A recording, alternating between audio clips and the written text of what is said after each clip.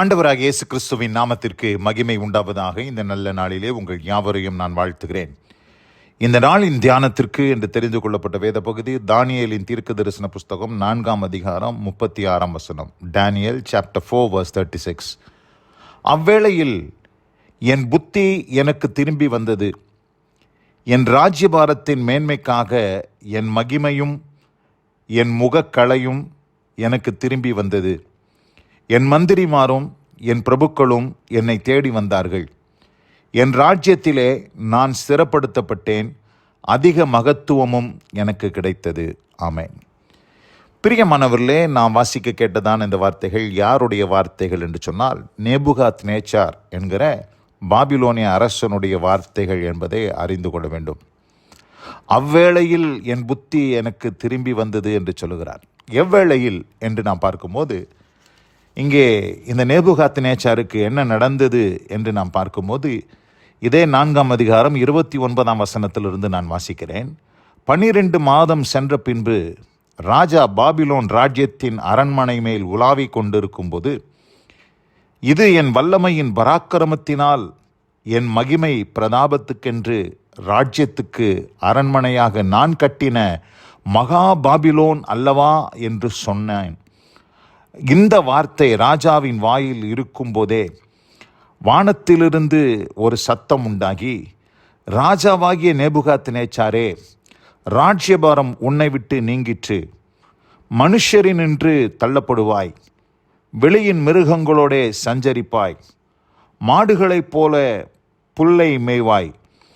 இப்படியே உன்னதமானவர் மனுஷருடைய ராஜ்யத்தில் ஆளுகை செய்து தமக்கு சித்தமாயிருக்கிறவனுக்கு அதை கொடுக்கிறார் என்பதை நீ அறிந்து கொள்ள மட்டும் 7 காலங்கள் உன்மேல் கடந்து போகும் என்று உனக்கு சொல்லப்படுகிறது என்று விளம்பினது.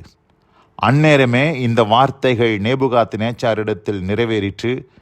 அவன் மனுஷனினின்று தள்ளப்பட்டு மாடுகளைப் போல் புல்லை மேய்ந்தான்.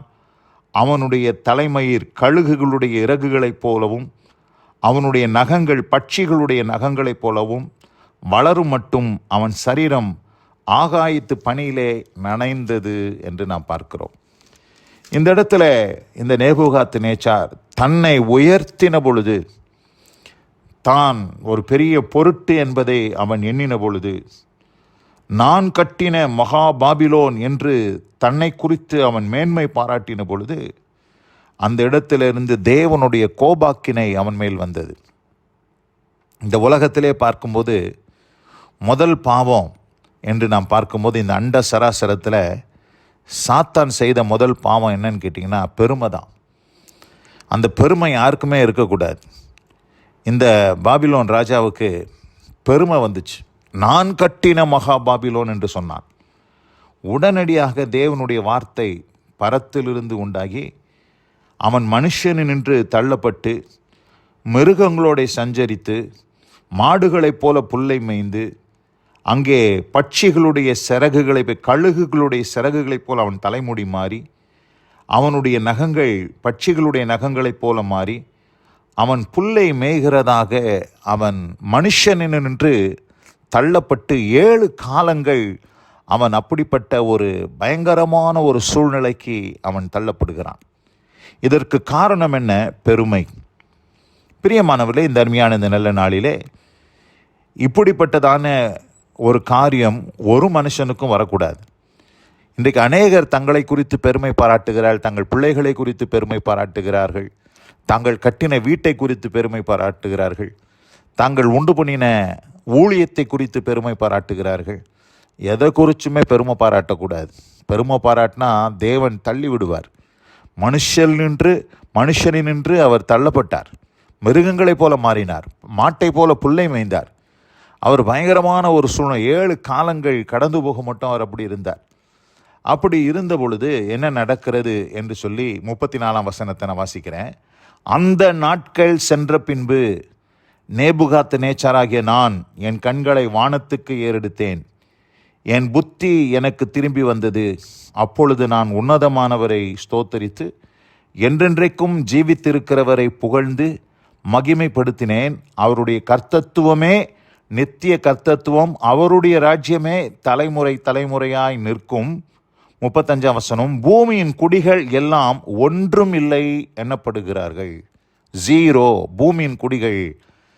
கர்த்தர் தான், கர்த்தரை அல்லாமல் ராஜா இல்லை, அவர்தான் எல்லாவற்றையும் ஆளுகிறவர் என்று சொல்லிட்டு என்ன சொல்றாரு? பூமியின் குடிகள் எல்லாம், பூமியின் குடிகள் எல்லாம் ஒன்றுமில்லை என்று சொல்லுகிறார். Nothing. They are nothing. Zero. அதில் தன்னையும் சேர்த்து சொல்கிறான். தன்னையும் சேர்த்து நான் ஒரு ஜீரோ, நான் ஒன்றும் இல்லை, நான் ஒன்றுமில்லாத ஒரு குப்பை அப்படின்னு சொல்லி அவன் தன்னை ஒரு ஜீரோ என்று சொல்லி அவன் எண்ணின பொழுது சொல்லிட்டு சொல்கிறாரு, அவர் தமது சித்தத்தின்படியே வானத்தின் சேனையையும் பூமியின் குடிகளையும் நடத்துகிறார்.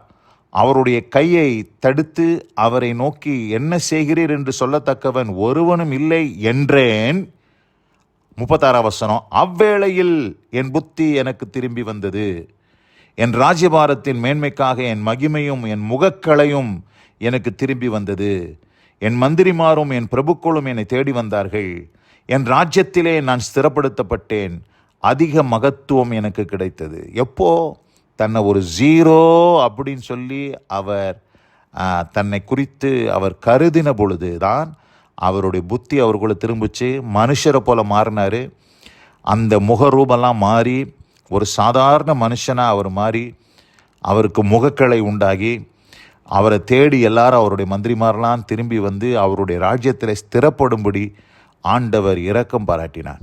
இந்த அருமையான இந்த நல்ல நாளில் கூட ஒருவேளை இந்த செய்தியை கேட்டுக்கொண்டிருக்கிற அன்பான சகோதரி சகோதரியே, நீங்களும் நானும் உணர வேண்டிய ஒரு காரியம் என்னன்னு கேட்டிங்கன்னா, பூமியின் குடிகள் எல்லாம் ஒன்றும் இல்லை. அதாவது மனுஷன் ஆண்டவருக்கு முன்பாக ஒன்றும் இல்லை என்று நாம் என்னைக்கு என்றோமோ அன்னைக்கு தான் ஆண்டவர் கிரியை செய்வார். நீங்கள் நிறைய பேர் தங்களை ஒரு பொருட்டாக எண்ணிக்கொண்டு நான் அதை செஞ்சிடுவேன், இதை செஞ்சிடுவேன், வெட்டுவேன், குத்துவேன், முறிப்பேன் அப்படின்னு சொல்லி பயங்கர மாம்சத்தில் பிரயாசப்பட்டு பெருமை பாராட்டி கொண்டு இருக்கிறார்கள். ஆனால் தான் கர்த்தரால் ஒன்றும் செய்ய முடியல. நிறைய பிரச்சனைக்கு காரணம் அவங்க பெருமையே. இப்போ நேபுகாத்நேச்சார் வீழ்ச்சி அடைந்ததுக்கு காரணம் அவனுடைய பெருமை. அதுபோல் இந்த நாளில் நம்ம கற்றுக்கொண்ட இந்த பாடத்தின்படி தாழ்மை உள்ளவர்களுக்கு தான் தேவன் அதிகமான கிருபையை அருளுகிறார். தாழ்மை உள்ளவனை தான் தேவன் உயர்த்துகிறார். ஆதலால் பிரியமானவர்களே, இந்த வார்த்தைகளை கேட்டது போல அவ்வேளையில் என் புத்தி எனக்குள் திரும்பி வந்தது என்று நான் பார்க்கிறோம். எப்பொழுது? எவ்வேளையில்? பூமியின் குடிகளெல்லாம் ஒன்றுமில்லை என்று எண்ணப்படுகிறார்கள் என்று நேபுகாத்நேச்சார் அந்த நிலைக்கு வந்த பிற்பாடு தான் அங்கே ஒரு பெரிய மாற்றம் உண்டானது. ஆதலால் பிரியமானவர்களே, நாமும் ஆண்டவருக்கு முன்பாக ஒன்றுமில்லை என்று சொல்லி நாம் என்றைக்கு நாம் யோசிக்கிறோமோ அன்னைக்கு தான் ஆண்டவரால் மறுபடியும் நம்முடைய வாழ்க்கையில் ஒரு அற்புதம் செய்ய ஆண்டவரால் முடியும். இந்த வார்த்தைகளை கேட்டவங்க ஒவ்வொருவரையும் கர்த்தர் ஆசீர்வதித்துக்கு அப்பாராக. God bless you all. ஆமென், ஆமென். நாம் ஜெபிப்போம். எங்கள் அதிகமாய் நேசிக்கிறதான எங்கள் அன்பின் பரலோக பிதாவே, நேபுகாத்நேச்சார் அவ்வேளையில் என் புத்தி எனக்கு திரும்பி வந்தது, என் ராஜ்யபாரத்தின் மேன்மைக்காக என் மகிமையும் என் முகக்களையும் எனக்கு திரும்பி வந்தது, என் மந்திரிமாரும் என் பிரபுக்களும் என்னை தேடி வந்தார்கள், என் ராஜ்யத்திலே நான் ஸ்திரப்பட்டேன் என்று எப்பொழுது சொன்னார் என்றால், பூமியின் குடிகள் எல்லாம் தேவனுக்கு முன்பாக ஒன்றும் இல்லை என்று அவர் எப்பொழுது சொன்னாரோ அப்பொழுதுதான் எல்லாம் அவருக்கு திரும்ப கிடைத்தது. அதுபோல கர்த்தாவே, நாங்களும் எங்களுடைய சூழ்நிலைகளை உணர்ந்து எங்களால் ஒன்றையும் செய்ய முடியாது என்கிற உணர்வோடு நாங்கள் ஒன்றும் இல்லை என்று உமக்கு முன்பாக அறிக்கையிட கர்த்தர் எங்களுக்கு கிருபை செய்தார். வசனம் கேட்ட பிள்ளைகளை ஆசீர்வதித்து காத்துக்கொள்ளும்.